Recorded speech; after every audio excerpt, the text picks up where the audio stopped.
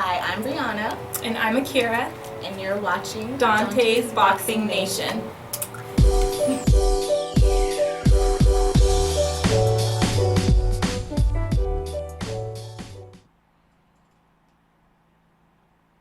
Brothers and sisters! Brothers and sisters! I don't know what this world is coming to. Hey yo, check this out, this is Flavor Flav, and if you want the whole truth, and nothing but the whole truth, so help the whole truth. Hey yo, you better listen to Dante, baby. Dante!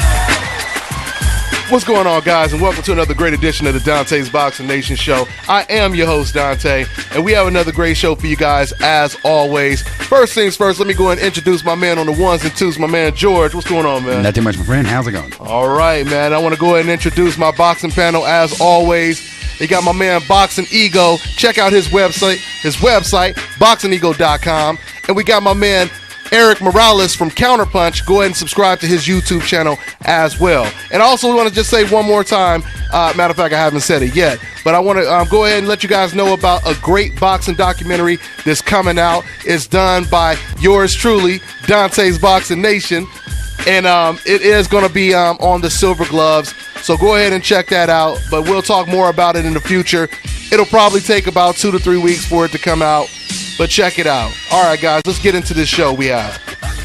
Let's go ahead and start with Crawford versus Lundy. Now, Crawford versus Lundy, I mean, this is what most of us pretty much expected. You know, Crawford will go in there and pretty much destroy Hank Lundy, but it was an impressive performance. Nobody had really did that to Hank Lundy. I mean, John Molina, he stopped him, but that was, you know, a dominant performance pretty much by Hank Lundy, and then at the last minute, he pretty much stopped Hank Lundy at the last part of that, or the last round. I don't even remember if it was the last round, but pretty much at the end of the fight, he stopped him, long story short.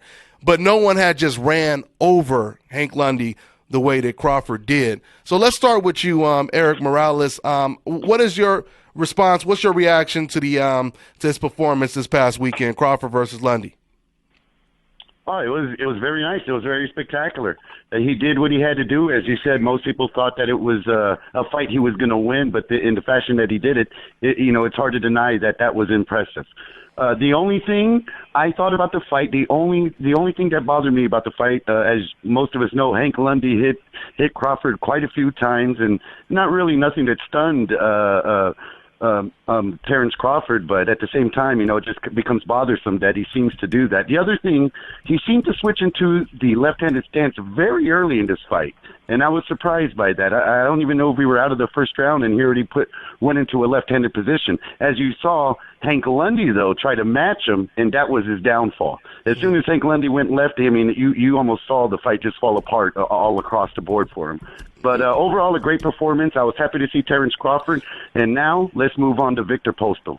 Yeah, to Viktor Postol. And just to clarify, he actually switched to southpaw real quick against Derry Jean in that fight as well. He did it in the first round. What round was that in? Was it in the first round also? Yeah, he did it in the first round. I'll be darned. My fault on that one. No, that's cool. But I also wanted to say it was actually the same thing. Derry Jean was having some success in that first round, and then he switched, and then it just went downhill for Derry Jean. And as soon as he switched, he ended up, I think, knocking down Derry Jean or staggering him real bad. I remember as soon as he switched, all of a sudden, he jumped on Derry Jean, and John got hurt. So, hey, one quick thing I want to add: the jab that he used in the left-handed stance, amazing, nice adaptive form. I thought that was the key to the fight. Once he started implementing that jab into his game, it just changed the fight as well. Mm-hmm. And I wanted to respond to what you said with him getting hit. He did get hit a couple times in that first round, but that would put Crawford right on the top of Jim Lampley's Gaddy list. So I mean, I don't know if that's that bad of a thing for some of these fans out here, because Jim Lampley, he praises fighters getting hit and coming back and knocking their opponents out. That's that Rocky Balboa mentality, I guess. But but one thing, speaking of Jim Lampley and the Gaddy list and all that kind of stuff, I want to say, what I called this long time ago. I called it long time ago that Crawford would be one of the top guys on a coincidental list. Right now, he's probably top 3, one of the guys on a coincidental list right now. If you guys are reading the comments and you're listening to everything they're saying about him right now. I said a long time ago when Floyd Mayweather was still pound for pound number 1, I called it. I said after Floyd is gone, they're going to Andre Ward, he's going to replace Floyd Mayweather as the number 1 coincidental list fighter. And then it's going to be Terrence Crawford. And then it's going to be Errol Spence.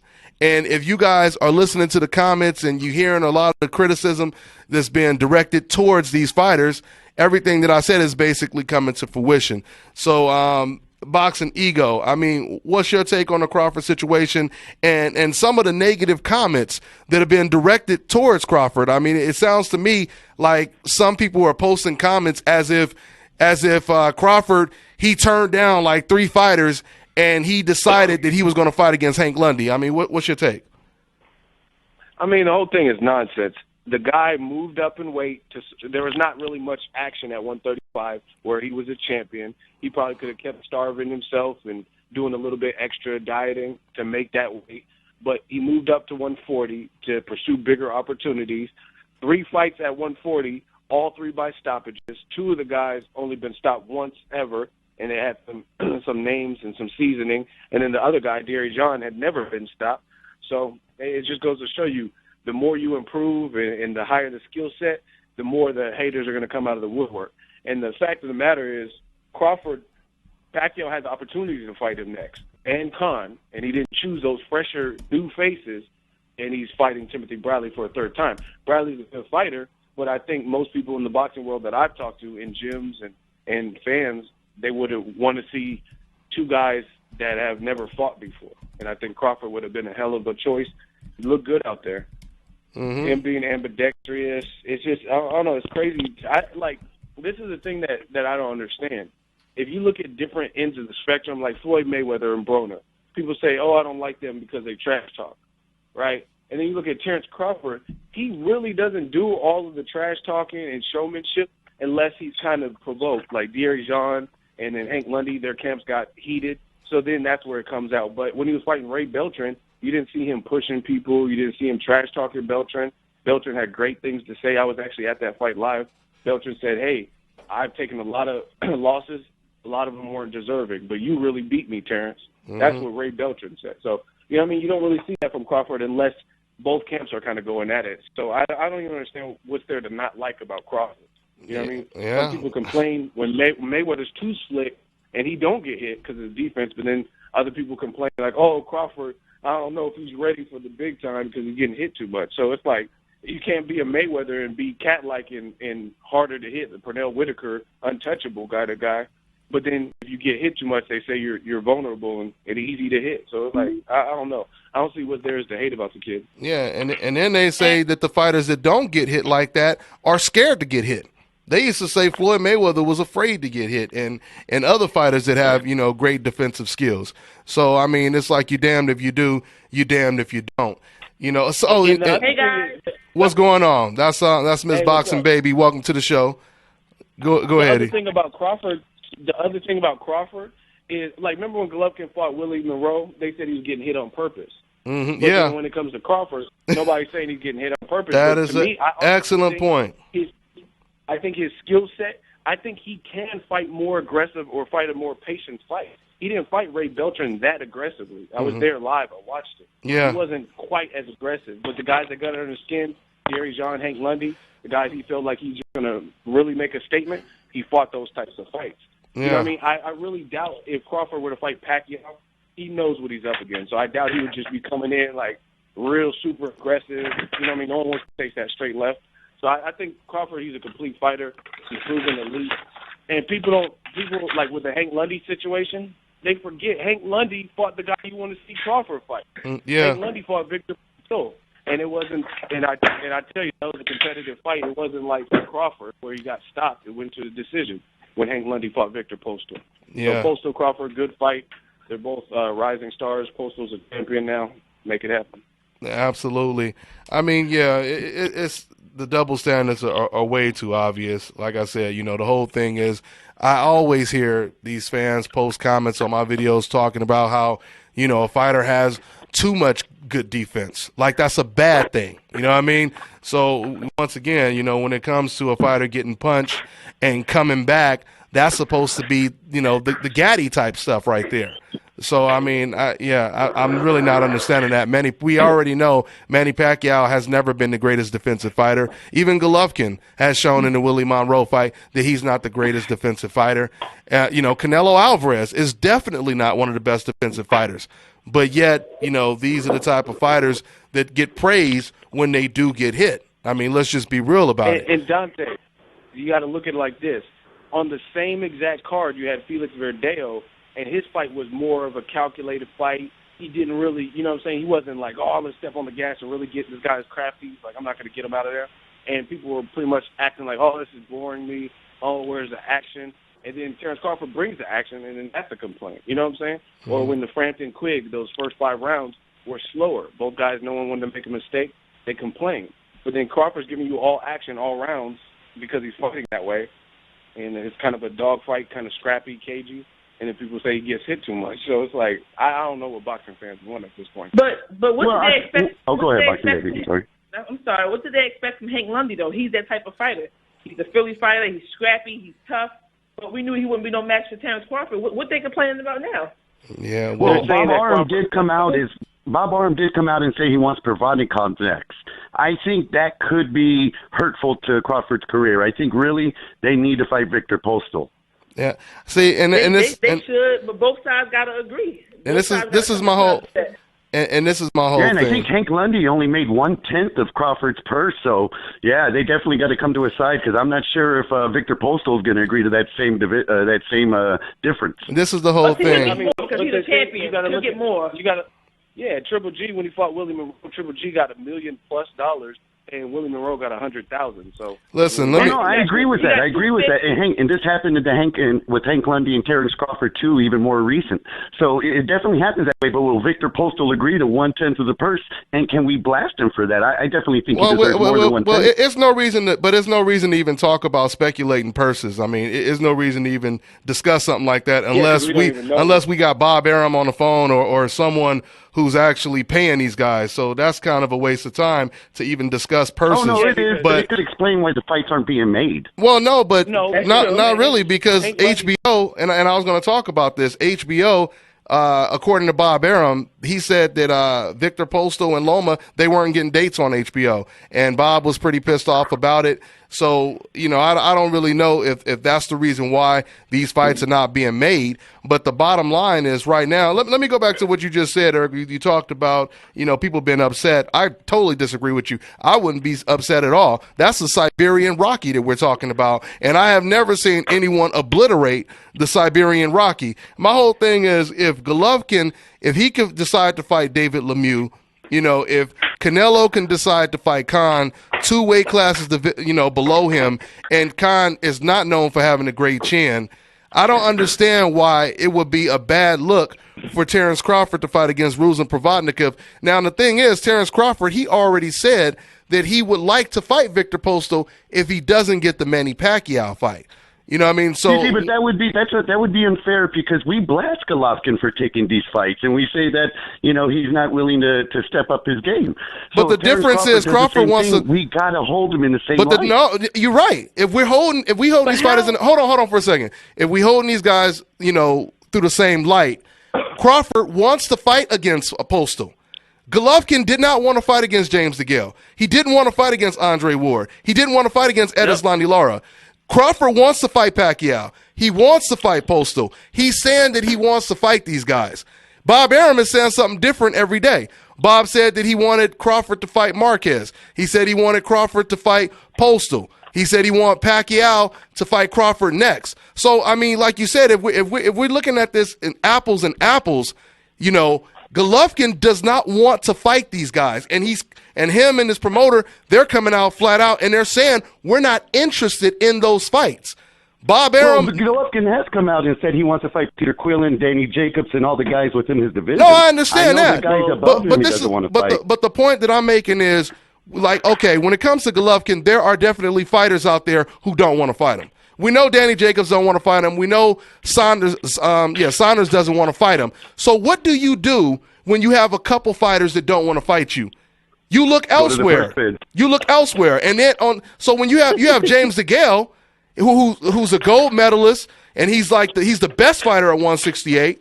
You have Andre Ward, who was pound for pound number 2, the best fighter in the world, and you have Edeslani Lara, somebody who arguably beat Canelo Alvarez. All of those opponents. I'm not disagreeing with that at all. What I'm saying is if he takes a Provodkin fight, he's going to get some. There's nothing I can do about it. I can talk to all my friends all I want, but if he takes a Provodkin fight next, they're going to say he's ducking Viktor Postol. I mean, that's inevitable. No. I mean, you can say that's going to happen. Go ahead. I'll let you guys go. I'll say this real quick. Like for me, the way I look at boxing is. We talk about Ruslan Provodnikov, Hank Lundy. Yeah, they have some losses. They've been beat before, but we have a lot of archive footage, and we've seen them. I've seen Ruslan fight Timothy Bradley, stop Mike Alvarado at home, fight all these guys. I've seen Hank Lundy in there with Viktor Postol. We haven't seen like a Dominic Wade at that level. He fought Sam Sullivan. So you can say, oh, he's a mandatory, but I look at it like who are these people facing? What is their pedigree as a pro? And even a Ruslan Provodnikov, he has shown more at the pro level in terms of being in there with Bradley's, Chris Algieri, than a Dominique Wade. So I don't understand why there's so much shade on Terrence Crawford. And see, go ahead, baby. I agree with you. I'm just saying that's the only way I can see criticism. Listen, we shouldn't be comparing the two. Because first of all, Triple G claims that he's the best from 160 to 175, and he gets a pass to fighting a damn down. Who the hell is a Dominique Wade? I mean, come on. But, hey, who knows? Don't judge the guy yet. He could be good. Stop it, please. Well, I mean, it's true. We don't. Yeah, we don't know we don't know what he knows. Get knocked out. Well, I don't know. I don't know enough about Wade to say anything. Come on. But hold on. All I'm saying is, I'll just leave it at this: Viktor Postol's undefeated. Terrence Crawford's undefeated. That's the fight people want to see. Anything else, expect criticism. Listen, you're going to see the fight. But you have to understand too why he wants Manny Pacquiao. Manny Pacquiao, at the end of the day, is a huge payday. That's why he wants Manny Pacquiao. Listen to what you. Okay, hold on for a second, Eric. Listen to what you just said. You just said that Viktor Postol's undefeated, Crawford's undefeated. That's the fight that people want to see. If he doesn't fight that person, that people are going to be upset. This is what I want to ask you. Why weren't people upset when Golovkin turned down the Andre Ward fight? When he said that he would go up to 168 and fight Froch and Chavez, why were the same people that you're saying right now are going to be upset if Crawford doesn't fight Postol, which Crawford already said he wants to fight Postol? Why would those same people be upset, but they weren't upset when Golovkin, and remember, this is before Danny Jacobs and Saunders were even in the picture. Why would they be upset only for the Crawford situation, but not for the Golovkin situation against Ward?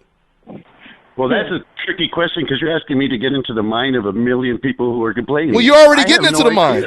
But you're already getting into the mind because you're already telling me. There could be reason for complaint if he fights for Provodnikov. I know. People are upset about Canelo Khan. Everyone I've heard, even on the show, we've made fun of that matchup. So to say we give Canelo a pass is beyond recourse. I mean, we have definitely not given Canelo a pass on this. Well, so I'm not sure what exact argument we're having here. No need to deflect. I'm just talking about the exact situation. Oh, no, there's no deflection. No, there's no deflection. What I'm saying is we comparing apples to apples. You said that fans, you speaking for other fans that you don't even know. You're saying that I could see the complaint for it. I could see the complaint. I know, but you said basically if they don't fight, you said if they don't fight, fans are going to be upset. You didn't say you could see. All right. No, but what's Provodnikin's record in his last 5 fights? What's that? Why. Okay. What's Provodnikin's record in his last 5 fights, not including Jose Luis Castillo? It's not good. You can't exclude what you want to exclude out of somebody's Well, hold on. He knocked out Castillo. Well, this is the thing.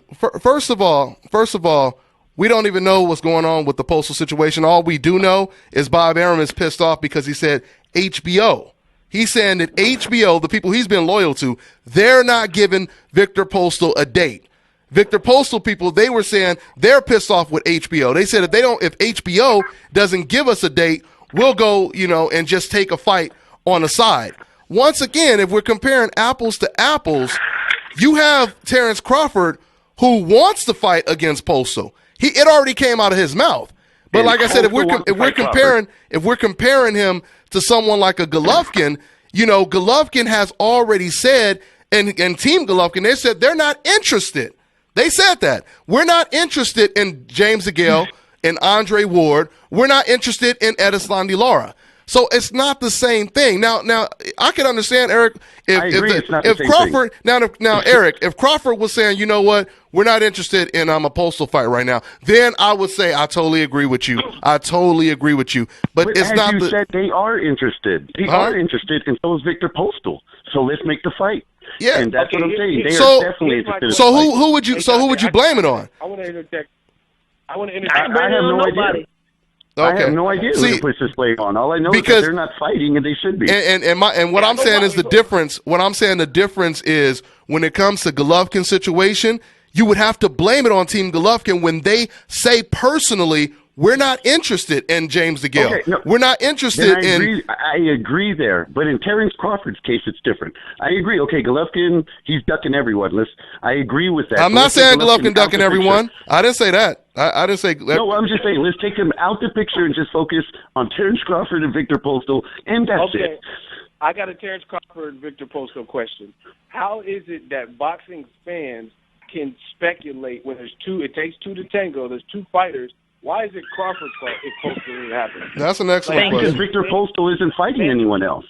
It's Crawford is setting up. They set up a date with Provodnica.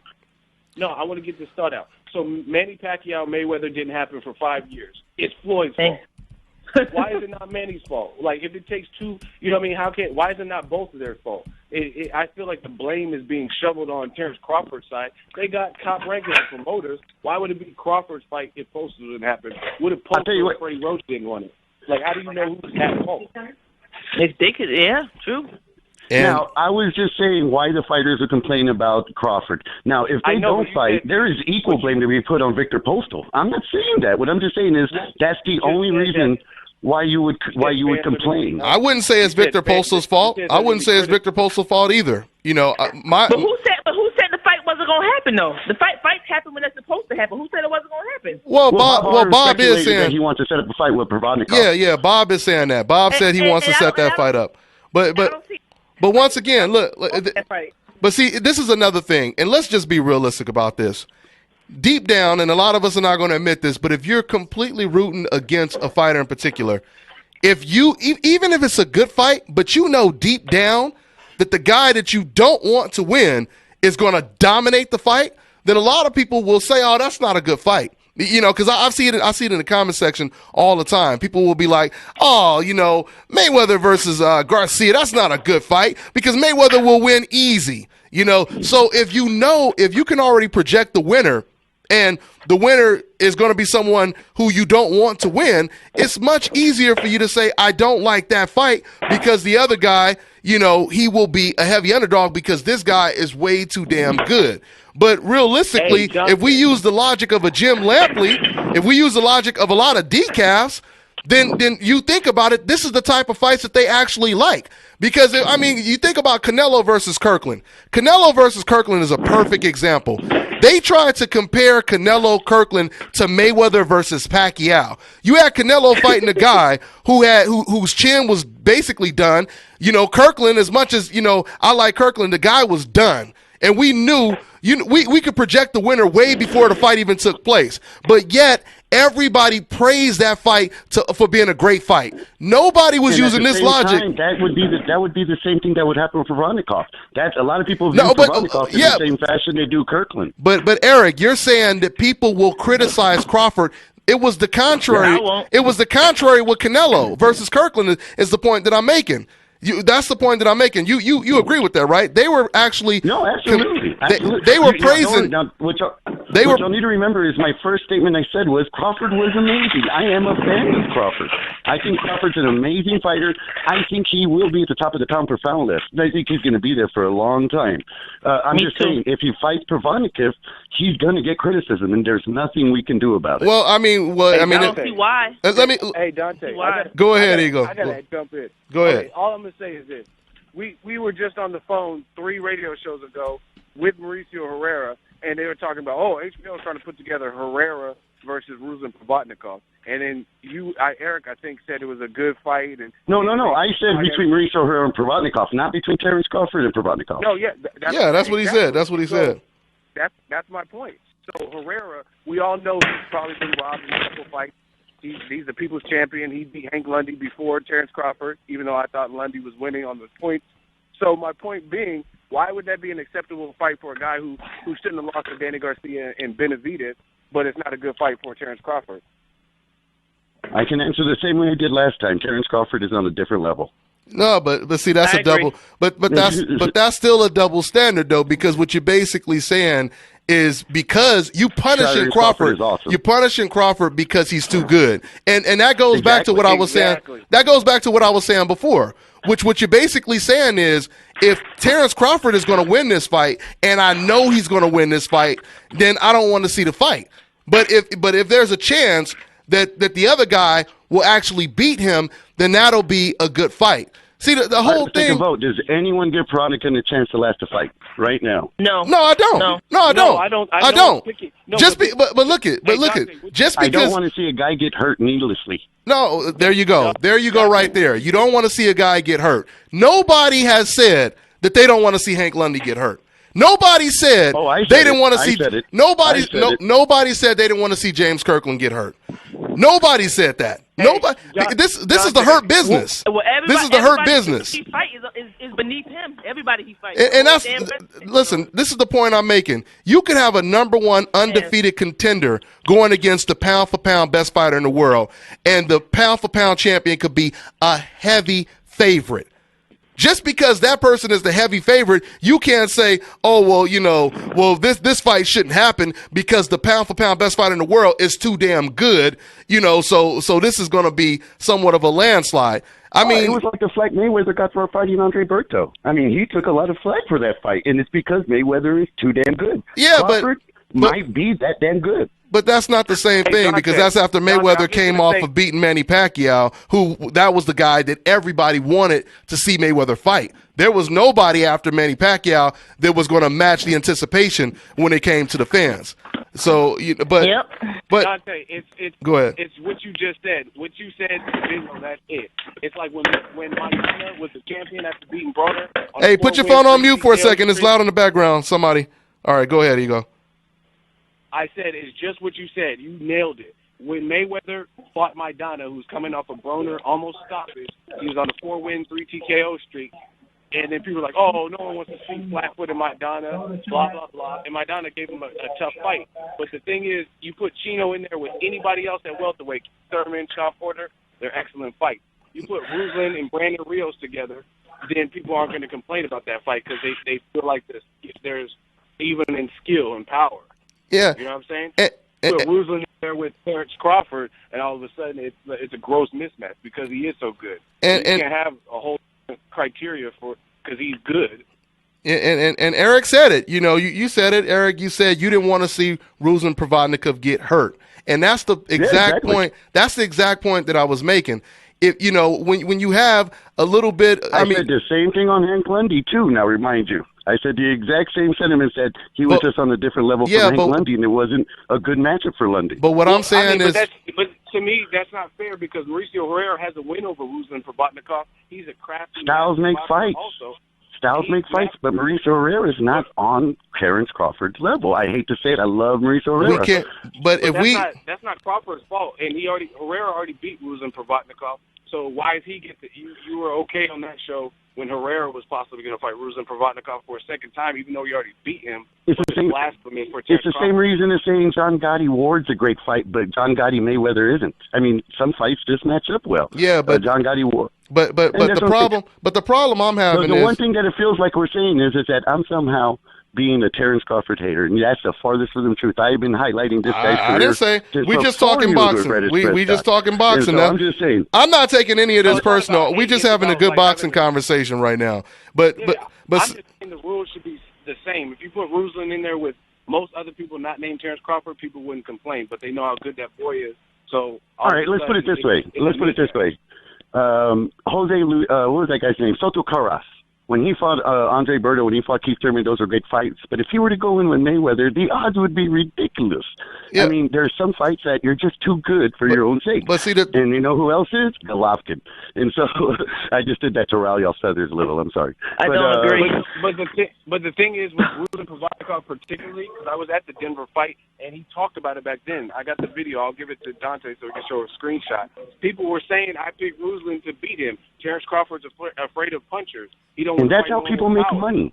And that's how people make money. That's an excellent point. That is an excellent point. They were saying he didn't want to fight. They said he did not want to fight a puncher. Now all of a sudden, he'll fight a puncher. Eric, but it's a mismatch. It's always something. And this is the thing, Eric, and this is the thing. And I'm not saying you're doing this, but what I'm saying is you are basically contradicting the logic of the mass media fans, like the casual fans, the fans that will basically say stuff like, we want to see blood, we want to see guts, we want to see heart, we want to see gaddy stuff, we want to see knockouts, we want to see drama in there.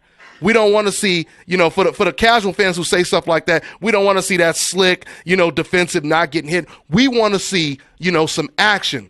And we already know that if Crawford was in the ring with the Siberian Rocky, and another thing too, because you compared him to Soto Karass, the difference is Ruslan Provodnikov is extremely durable. He's only been, I think he's been stopped once, or he got knocked down once against Herrera. I don't even know if that was a stoppage. But the bottom line is Soto Karass, he gets stopped and he loses every other fight. The whole thing with Ruslan Provodnikov is he went to war with Lucas Matisse. And once again, this is a level of contrast too. And what I mean by that is, can Crawford do something to Ruslan Provodnikov that someone like Lucas Matisse and Tim Bradley and other fighters could not do to him? If Crawford were to go in there and knock out Ruslan Provodnikov in 3 or 4 rounds, that would be a statement. But see, at the same time, because a lot of people are emotionally attached, that would upset them even more because they don't want to see Crawford beat someone like a Ruslan Provodnikov, period. So let me say this real quick and I'll let you guys talk. But going back to the double standard when it comes to Canelo versus James Kirkland. See, this is the problem that I have. The problem that I have is, where was this same criticism when Canelo was fighting against James Kirkland? We all knew that Canelo had a great chance of destroying James Kirkland. And none of us sat there and said, I don't like this. I don't want to see Kirkland get hurt. And this is going to make, Canelo look bad, et cetera, et cetera. You know what I mean? Now, the Canelo versus Khan situation is different because Canelo is fighting a guy 2 divisions smaller than him who doesn't have a chin. That's a good look for Khan taking the fight. That's not the best look for Canelo because they're not even in the same division and other things as well. So once again, there is a double standard. You got to admit that, though, right, Eric? I mean, James Kirkland, Canelo. There is definitely a double standard, but what I'm getting at is, you see, I'm looking at the big picture. Viktor Postol has been ducked for 3 fights by Danny Garcia, not ducked, but paid off for 3 fights by Danny Garcia, and now he's not getting a big fight now. The guy is due for a payday. I agree with you. In all honesty, boxing owes him a payday. It's time to make that matchup. I understand differences and all that and comparisons, and we hate the comments, but that fight needs to be made for the boxing public and for Viktor Postol, for all the sacrifices he had to go through in taking sidestep money so Danny Garcia could fight Rod Salka and stuff. So, but what Viktor Postol needs this chance. The thing that surprises me, like you're saying, Dante, it just completely goes against. I personally want to see Terrence Crawford, Viktor Postol, but if you look at the Gotti list, and a lot of people leave comments on your video and mine, they want to see mindless action. That's the point I'm making. Hey, don't get me wrong. I love mindless action, dude. I love it. But me personally, as Ego said, I love the William Silva fight. I thought William Silva Federa was great. I love it all. I love it all. Brawls, boxing, chess matches. I love it all. Yeah. Crawford and Postol are both lanky boxers. That's a high-speed chess match. Yeah. Ruslan, he doesn't care. He's almost a robot. He's face first. He was Nelson and he still comes. And we all know he has menacing power. So now people want to see the chess match over the pure boxer versus the guy who's going to give it all and Siberian Rocky Balboa style of fighter, which is shocking to me. It's just like when people said, Mayweather needs to fight Edeslani Lara. So people complain when Viktor Postol fought Matisse because he was clinching early for the first rounds. That was part of his game plan. They're, Matisse can't get off because Postol's clinching. now you want to see, like, people want to see Postol versus Crawford. Yeah, and that's what I'm. Just like when they want to see boring Mayweather and boring Edeslandi Lara fight each other, but they didn't want to see Canelo versus Lara. Yeah, an action star and a pure boxer. And I totally agree, and that's the thing, Eric. I agree with you, Eric, when you say you're right. Viktor Postol, he deserves a shot, and I've made tons of videos, and we talked about that. Soon as you brought up Viktor Postol name, I agree with you. Soon as we start talking about this, I would like to see Crawford versus Postol. But all I'm saying is when you say something like nobody wants to see Provodnikov, and you speak for all the fans, and you say, he's going to be criticized, et cetera, et cetera, et cetera, I think that's contradicting everything that the majority of fans say, is all I'm saying. Now, on top of that, let's just say it's it's still early. And Eric, you got to remember this too. It's still early. So let's just say that Crawford, he doesn't fight Viktor Postol next. Let's say he fights him the end of the year. Or forget it. Let's say they fight against each other the beginning of 2017. I mean, what I'm saying is that's not going to change anything. They're still going to think the same thing about Terrence Crawford. And I can guarantee you he won't be treated like a Canelo Alvarez or something like that, even if the fight does happen. So, I mean, to say, we want to see it, next, it's no different than if we see it next or we see it, the end of the year. Mauricio Herrera. There's a warning. If it doesn't happen, you may see some people complain. I see it already. I can see the conversations and the comments happening. They were complaining. The other thing I got to add, too, is I feel like people are forgetting this is boxing. Terrence Crawford, he's skilled. He's not invincible. People gave Maidana the same criticism. Oh, it's a walk in the park for Floyd. And he gave him a harder fight than the fight of the decade in Manny Pacquiao. So, I mean, Ruslan Provodnikov, he doesn't have the skill of Crawford, but, I mean, he definitely has punching power. You know what I mean? So it's like, I don't understand this whole criticism thing. I mean, Eric, let me ask you something, because you keep saying there's going to be criticism. Sure. Who will the criticism be directed towards?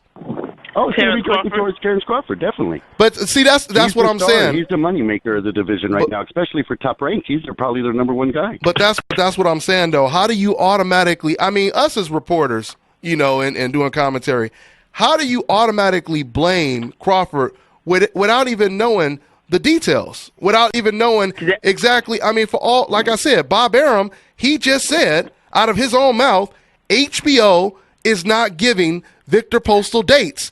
And he's upset about that. How do you automatically blame Crawford and no one else?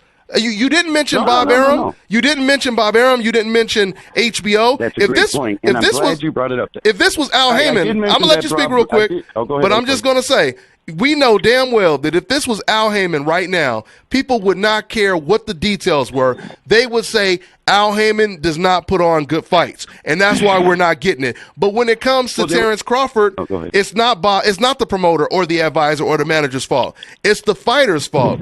I mean, go ahead, Eric. No. That's a great point. But as you saw, I did definitely bring up that it was Bob Arum who mentioned this. So I'm not giving anyone a pass on this. No, but when I asked you, Eric, if HBO's at fault, HBO's got to come to their senses and realize that's an excellent matchup, and Viktor Postol deserves this. But Eric, I just asked you the question, point blank. I said, who would you? I didn't hear it. I said, who would you blame it on?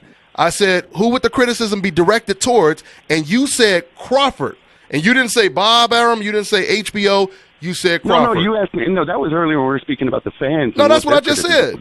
That's what I just said. Personally, yeah, no, the fans are going to blame Crawford. We know this. I said you. I said, who do you blame, Eric? Not the fans. I can't really speak for them. I was asking you directly since, you're the one talking about it. But definitely. No, me personally, I put blame on all of the above. I know Monty Brewster goes on Super Tuesday would say none of the above, but I'm going all of the above. I'm saying HBO's at fault. I'm saying Bob Arum's at fault. I'm saying the matchmakers of Top Rank's at fault because Viktor Postol deserves this opportunity. He has been sidestepped too long. But how could it be Crawford? But like I say, for example, let's just say hypothetically, we have Bob Arum on the show right now, and he tells us, or we have HBO execs or whatever on the show, and they tell us that we don't, for whatever reason, we don't want to give him a date, and for whatever reason, if you were to find something like that out, who would you blame then? Solely, who would you blame? Well, you got to look at it from this. Why wouldn't Bob Arum want to make that fight? That's a big fight. There is not enough fighters in his division to both feed Terrence Crawford and Viktor Postol. They need to fight each other. I agree, but that's a different conversation, though. I agree with you, but that's a different conversation. I don't know if Bob Arum's to blame because the money fight is there. So either they're waiting for a Pacquiao showdown. I don't know. If that's the case, then we would blame Bob Arum. But it's hard to imagine Bob Arum doesn't want to become a millionaire. And so Bob's been doing this for like 60 years. But go ahead, Ego. That's not true from a business perspective. Sometimes promoters extend it, and they want to extend the lifespan of a fighter, or like, oh, we'll fight Ruslan. He should beat Ruslan, and that's an easy, that's an easy cash out right there. But nobody wants to fight. Nobody wants to see recycled fighters. No one wants to see the same two guys beat up on the same four people over and over again. They want to see them fight each other. Remember all the hoopla with Danny Garcia and Lamont Peterson because they kept fighting other people, and then finally they got together? And that's what I'm saying. We don't want to see all the side steps. We want to go straight to the main course. But Eric, if you're talking about Bob Arum making millions, he's going to make way more money with Crawford versus Manny Pacquiao, not Postol. Yep. I mean, realistically, a lot of people, I want to see Crawford versus Postol. I mean, but I would rather see Crawford versus Pacquiao first. But if you're talking about money, like you just said right now, why wouldn't Bob want to make a lot of money? But in that case, we're saying Bob Arum's protecting Terrence Crawford, and Terrence Crawford needs no protection from anyone. Wait, hold on. You're saying he's protecting Crawford if he wants Crawford to fight Pacquiao? He's protecting Crawford? If you're saying that he's giving Crawford, you said that he was giving Crawford fights to delay until he fights Manny Pacquiao. I was responding. We're saying Bob Arum is protecting Crawford. Eric, I was responding to what you said. You said that why doesn't Bob want to make millions of dollars? Why doesn't he want to make a lot of money? You were basically insinuating that if Crawford were to fight someone like Postol, Bob would make tons of money. So the point that I was making, if we're using that logic, then Bob would really want to see Crawford versus Pacquiao. And he mentioned even Crawford versus Marquez, because both of those fights would generate way more money than Crawford versus Postol. I mean, would you agree with that? I mean, because you just said we're talking about making millions of dollars. That's what you brought up. If I was Marquez and Pacquiao, me personally, they don't have to fight. Well, that's besides the point. That's not what we're talking about. We're not talking about if they'll take the fight. We're just saying, it's what Bob would want if it was up to Bob Arum, because that's what Eric was just saying. Eric was saying, why wouldn't Bob want to make millions of dollars? So, but Viktor Postol. Huh? Yeah, but the longer you wait, the more money you're gonna make. The fight's gonna build a hoopla. That's boxing. Especially when that's boxing. Especially when Terrence has got 3 defenses now. How much longer do we need? The need for what? Pacquiao versus Crawford? I mean, because Pacquiao, Crawford versus Postol. I mean, he's already got 3 defenses. Viktor Postol has like 2 defenses in 2 years. I know, but okay. Let me ask you: who would you say is more dangerous for Crawford, Manny Pacquiao or Viktor Postol? Oh, both equal. I think both are equally dangerous in their own right. So if they're equal, why are you trying to make it sound like Crawford fighting against Pacquiao or Bob Arum wanting him to fight against Pacquiao would be in a way protecting Crawford? Because you said he already has 3 defense fights. Why is he not ready? So if they're equally the same, because first of all, because we're going by the notion by today, this is Pacquiao's last fight. Why are we speculating a future fight when Pacquiao said this is his last? No. And so going off that logic, what's the point of waiting for a Pacquiao fight? The point until he comes back out of retirement. Once again, this all stems from you saying, why doesn't Bob Arum want to make millions of dollars? That's the only reason we're talking about this right now. And so the point I'm making once again is, if we go off of that logic, then Bob Arum, he would really want to make millions of dollars by putting Crawford in there with Pacquiao. That doesn't mean that it's going to happen. I don't think Pacquiao. Retiring after this fight. It's an irrelevant point. Well, we don't know that. A lot of fighters say they're going to retire. Roy Jones was supposed to retire. Huh? I mean, my thing is this: what's more outrageous, Terrence Crawford for his 4th fight fighting Ruslan Provodnikov, a guy we at least have seen in there with big names and has had power at 147 because he fought Bradley at 47 and 40, or Canelo fighting Khan, who only had 3 fights at welterweight, and Canelo big enough to make middleweight, and he's the lineal. Off the top of my head, I can answer that. Their records. Provodnikov is like 1 in 5 in his last 6 fights. Amir Khan has 2 victories. Like 2 or 3 victories in a row. Barely. Amir Khan has been hurt by 135-pounders, and he's jumping up to fight at a man-made weight of Canelo weight, 155. Oh, no doubt. Is the 160-pound champion. And has Canelo Khan been bashed? Eric, hold on. So to me, that's a little bit more like outrageous because you have a guy who's clearly big enough to make 160 where he has a belt at because he beat Cotto coming off the Cotto performance, and he's fighting a welterweight. But Terrence Crawford, this is third performance, all knockouts versus if he fights Ruslan, right. I wouldn't give Ruslan I can answer this. to really win, but at the same time, it's a title defense. So I don't understand All why. right, I'll answer this. When Canelo Khan came out, I was the first one to come out and said that I thought that was a joke. I mean, I said it plainly, flatly. I said it on this channel. I mean, I said it was a joke. We bashed it. We had like a whole 45 minutes of bashing it and making fun of it. No one's giving Canelo a break. No one's giving Canelo a break. I'm not talking about just you. I am. What I'm saying is, why is there just it seems like you're saying that there's going to be an immense amount of pressure and criticism for Crawford by the masses if he fights Ruslan Provodnikov, but why isn't there the same public outcry for Canelo Khan? Like to the point where like there is. Like basically people are blasting to fight. Well, there is outcry on Canelo Khan. Well, I mean, I could use better examples than just the Khan versus Canelo fight. Someone could give a better one. Like I said, once again, you go back to James Kirkland versus Canelo. You go back to Golovkin versus Marco Antonio Rubio. You go back, matter of fact, Golovkin versus everybody. You know what I mean? The majority of all of these guys, nobody was criticizing and talking about Golovkin the way you're saying the masses will criticize Crawford. I mean, think of Marquez, for example. Marquez, he turned down Ruslan Provodnikov when Ruslan Provodnikov was on top. That's the criticism I saw. I didn't say that the masses. Well, you told me to give you some examples. I was about to give you some more examples. But like I said, I didn't hear him.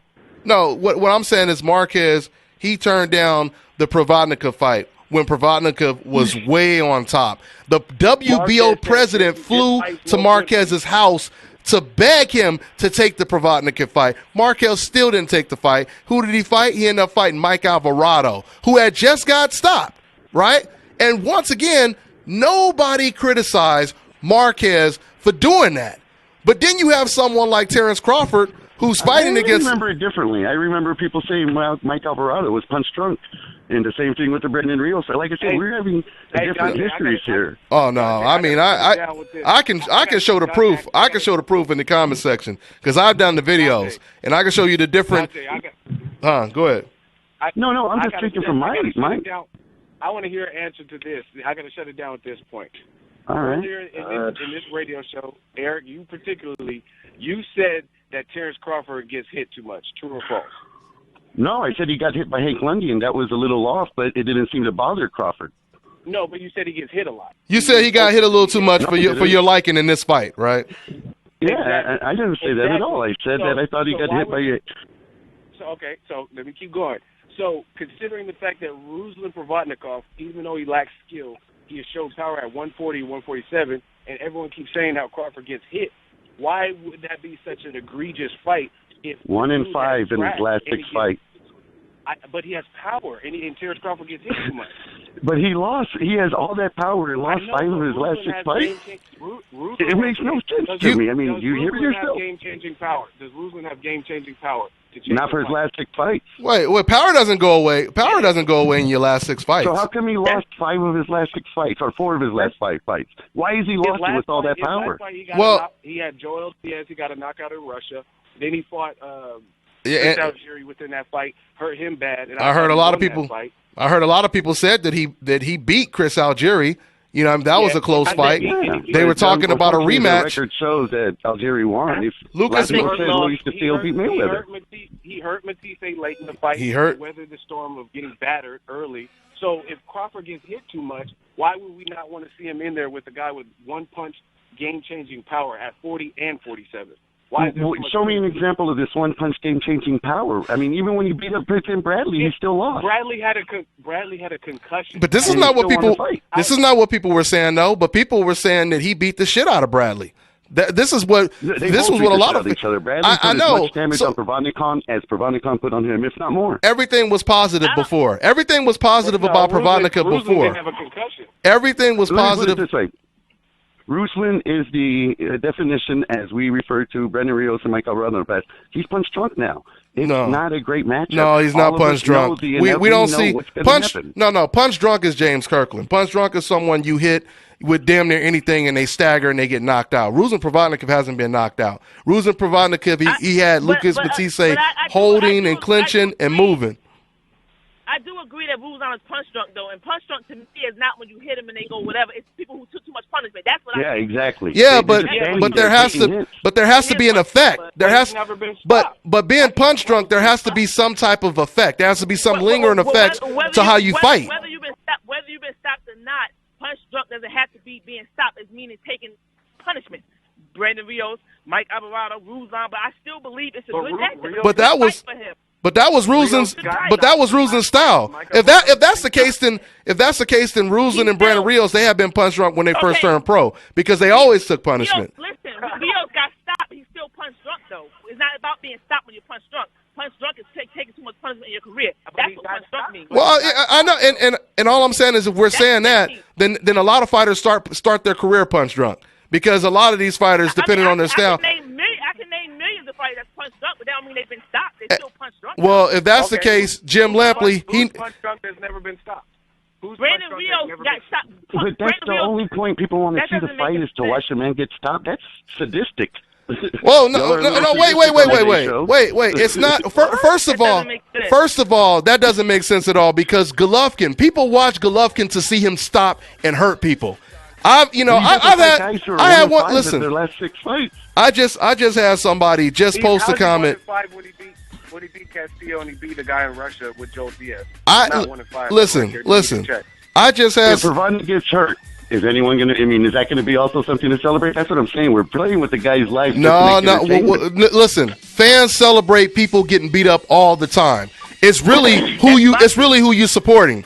If you see somebody, if people would have loved to have seen, people want to see Ward get savagely knocked out. People would love to see Andre Ward get knocked out and be pulled out in a stretcher in his next fight. And the same thing with Crawford. I agree with that wholeheartedly. Oh no, I like once again, I'm telling you I'm looking at the comments.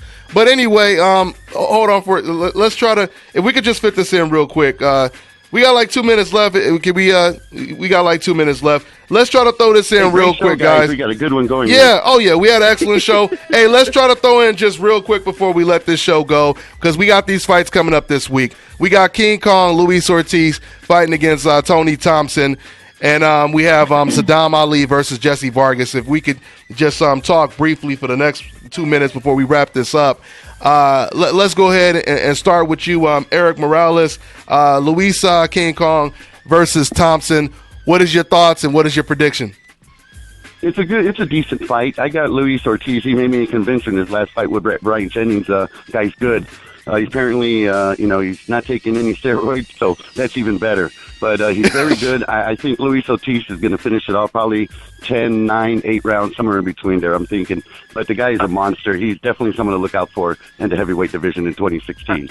Okay. And Sadam Ali, shouts out to my boy Jesse Vargas. Shouts out to Sadam Ali, man. I like them both, man. But if I have to lean towards somebody, I'm going to lean slightly towards Sadam Ali. I think he's a little bit of a better boxer. I think he's more, consistent in the ring, more active. He doesn't take off rounds. So I'm picking Sadam Ali. Boxing ego, how's that fight going to go down? I'm picking Sadam Ali. I like his slickness. He fought on HBO on the Brian Jennings, Vladimir Klitschko undercard, and I think Francisco Santana rehydrated something crazy, like 25 pounds, and he was a little bit bothered, but he showed good boxing ability, and he didn't get knocked out or anything and convincingly won. So I think his skill level is up there. Jesse Vargas, he doesn't have as much of an identity. He was with Roy Jones, then he's fighting under Eric Morales. I haven't seen a consistent identity of who he is as a fighter, like what's his MO. So I'm picking Sadam Ali. Yeah, that should be a great card. Miss Boxing Baby, real quick, your prediction on both fights. Sadam Ali and Ortiz by knockout. There it is. That's what I'm seeing. That's pretty much what I'm saying. Well, guys, we're gonna go and wrap it up.